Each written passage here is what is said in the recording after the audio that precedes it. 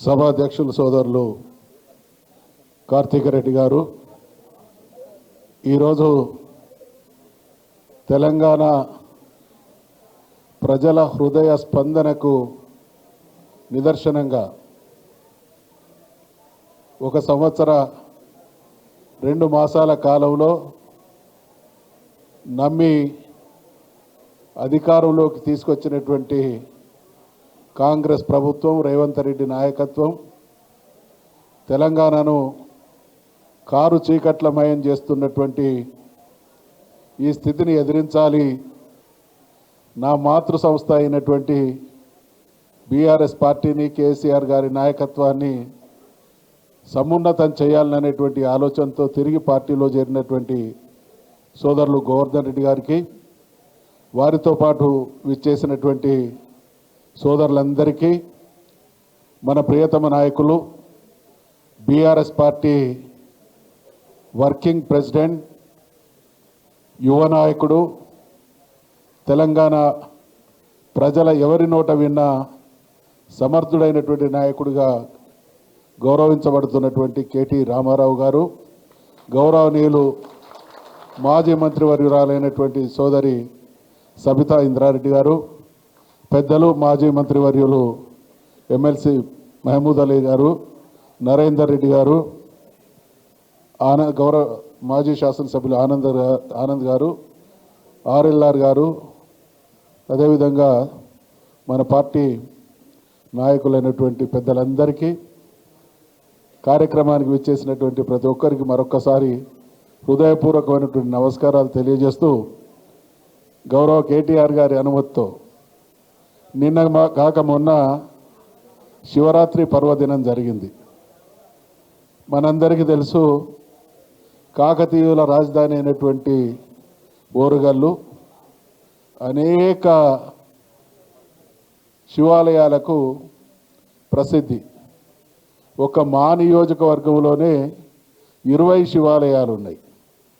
అపురూపమైనటువంటి శిల్పకళా సంపద, అపురూపమైనటువంటి దేవాలయాలు ఉంటే, నేను ఒక్కసారి మా నియోజకవర్గంలో ఉన్నటువంటి అన్ని దేవాలయాలను సందర్శించాలని ఉదయం 10:30కు స్టార్ట్ అయ్యి రాత్రి 12:30 వరకు దేవాలయాలన్నింటినీ దర్శించుకుంటున్నటువంటి తరుణంలో భక్తి పారవశంతో ఉన్నటువంటి సమూహాలన్నీ, భక్తులందరూ కూడా నన్ను చూడగానే మళ్ళీ కేసీఆర్ గారు రావాలి, కేసీఆర్ గారు రావాలి, కేసీఆర్ గారు కావాలి అనేటువంటి, ఎక్కడికి పోయినా అంటే ఇది ఒక సమర్థుడైనటువంటి నాయకుడు.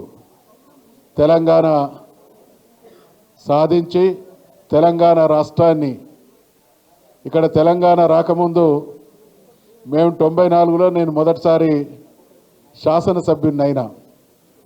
భారతదేశం మొత్తంలో డార్క్ ఏరియాస్ అంటే భూగర్భ జలాలు అడుగంటినటువంటి ప్రాంతం భారతదేశంలో నంబర్ 1గా ఉన్నది ఆ రోజులలో తెలంగాణ రాష్ట్రాన్ని ఆనాడు కాకున్నప్పటికీ సమైక్య ఆంధ్రప్రదేశ్లో రాష్ట్రంగా కొనసాగుతున్నన్ని రోజులు కూడా డార్క్ ఏరియాస్ ఎక్కడ అంటే తెలంగాణకు ఆ పేరు, ఆ ముద్ర పడ్డది. మన నాయకుడైనటువంటి కేసీఆర్ గారు ముఖ్యమంత్రి అయిన తర్వాత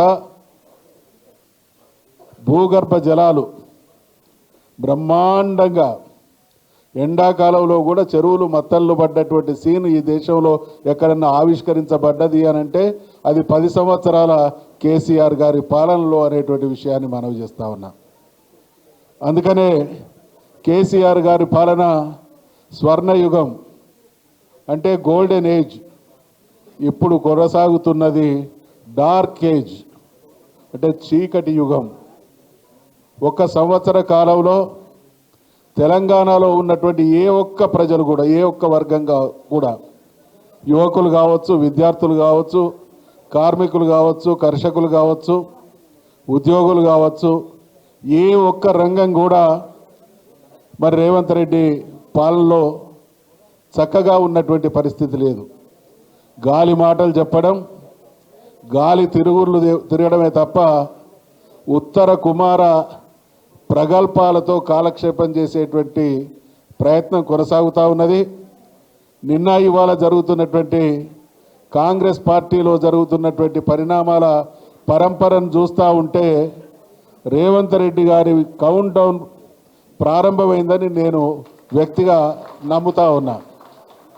ఎందుకంటే ఇక్కడ ఉండేటువంటి ఇన్ఛార్జిను మార్చడం జరిగింది.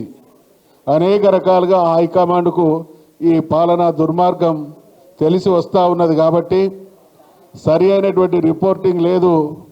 వచ్చినటువంటి అబ్జర్వర్లను కూడా మేనేజ్ చేస్తున్నారనేటువంటి భావన బహుశా కాంగ్రెస్ కలిగినట్టున్నది. ఈ ఇన్ఛార్జ్ చేంజ్ అనేది కౌంటర్కు నిదర్శనంగా నేను భావిస్తూ ఉన్నా. అందుకనే మనమందరం కూడా అప్రమత్తంగా ఉండాల్సినటువంటి సమయం. కేసీఆర్ గారి పాలన ఇందాక మనవి చేసినట్టు ఒక స్వర్ణయుగం, ఒక రాష్ట్రం అస్తవ్యస్తంగా ఉన్నటువంటి పరిస్థితులను చక్కదిద్ది బంగారు బాటలు కేసీఆర్ గారు వేస్తే అద్భుతమైనటువంటి రాష్ట్రాన్ని కాంగ్రెస్ చేతికి వస్తే దాన్ని మళ్ళీ అస్తవ్యస్తం చేసినటువంటి దుర్మార్గపు చరిత్ర తెలంగాణ విషయంలో 1956 నుండి ఈనాటి వరకు ఎప్పుడు ఏ అవకాశం వచ్చినా కాంగ్రెస్ పార్టీ తెలంగాణను చిన్నాభిన్నం చేసిందే తప్ప మంచి చేసినటువంటి దాఖలాలు లేవు. కాబట్టి మళ్ళీ గతవైభవం మనకు పునరావృతం కావాలి. మన నాయకుడైనటువంటి కేసీఆర్ గారి సమర్థ నాయకత్వంలో ఈ పార్టీ అధికారంలోకి రావాలి. అధికారంలోకి రావడంతో పాటు దేశానికే ఆదర్శప్రాయమైనటువంటి రాష్ట్రంగా మళ్ళీ రూపాంతరం చెందాలి అనంటే ప్రతి కార్యకర్త ఇందాక సోదరి మాజీ మంత్రి వర్యులు గారు చెప్పినట్టు ప్రతి ఎన్నికను ఒక ఛాలెంజ్గా తీసుకోవాలి. కాంగ్రెస్ పార్టీ వాళ్ళు ఎన్నికల్లో గెలిచేటువంటి సత్తా లేదు. వాళ్ళ పాలనా వ్యవహారం ప్రజల్లో వెల్లువెత్తుతున్నటువంటి వ్యతిరేకత అర్థమవుతూ ఉన్నది. కాబట్టి నిన్న ఒక గ్రామానికి పోతే వాళ్ళు ఇండ్ల లిస్టు ఆ ఊళ్ళో 500 ఇండ్లుంటే 300 పేర్ల లిస్టు రాసిందట. సాధ్యమవుతుందా ఇది? అంటే మళ్ళీ నమ్మించి మోసం చేయాలనేటువంటి ఆలోచనే కాంగ్రెస్ పార్టీ తప్ప కాంగ్రెస్ పార్టీ వైఫల్యాలను ప్రజలు ఎప్పటికప్పుడు గమనిస్తూ ఉన్నారు. ఈ సంవత్సర కాలంలో హామీలు నెరవేర్చడంలో కానీ సమర్థవంతమైనటువంటి పాలన అందించడంలో కానీ పూర్తిగా వైఫల్యమైనటువంటి వారి పనితీరును ప్రజాక్షేత్రంలో మనం ఎప్పటికప్పుడు ఎండగడుతూనే ఉండాలి. ఆ రకంగా ప్రజల్ని చైతన్యవంతం చేయాలి. తెలంగాణ ఏకైక పార్టీ తెలంగాణ ప్రయోజనాలకు పనిచేసేది బీఆర్ఎస్ అనేటువంటి విషయంలో ఇప్పుడున్నటువంటి ప్రజానీకానికి కూడా కొంత స్పష్టత వస్తున్నప్పటికీ దాన్ని నిరంతరం ఒక కార్యాచరణగా ప్రజాక్షేత్రంలోకి తీసుకుపోవాలనేటువంటి విషయాన్ని మనవి చేస్తూ తెలియజేస్తూ ఈరోజు పెద్ద ఎత్తున అంటే ఒక నాయకుడు అనుకోని పరిస్థితులలో పార్టీ నుండి పోతే ఆ నాయకుడు ఆయన నాయకత్వాన మిగతా నాయకులు కూడా వాస్తవాన్ని గ్రహించి తండోపతండాలుగా తరలి వచ్చేటువంటి పరిస్థితి వచ్చింది. అంటే ఆ పాలనా నిర్వాహకం ఒకటైతే మన పార్టీ మన నాయకత్వం చేసినటువంటి పరిపాలన తీరే ఇందుకు నిదర్శనం. కాబట్టి కేసీఆర్ గారి పాలన అంటే ప్రజలకు భరోసా. కేసీఆర్ గారి పాలన అంటే ప్రజలు ఆశించిన దానికంటే ఎక్కువ వాళ్ళకు సంక్షేమాన్ని అభివృద్ధిని ఫలితాలను అందించడం. కాబట్టి మరి ఇవన్నీ కూడా అమలు కావాలి అనంటే మనం అందరం ఇంకా బలమైనటువంటి శక్తిగా ఎదగాల్సినటువంటి అవసరం ఉంది.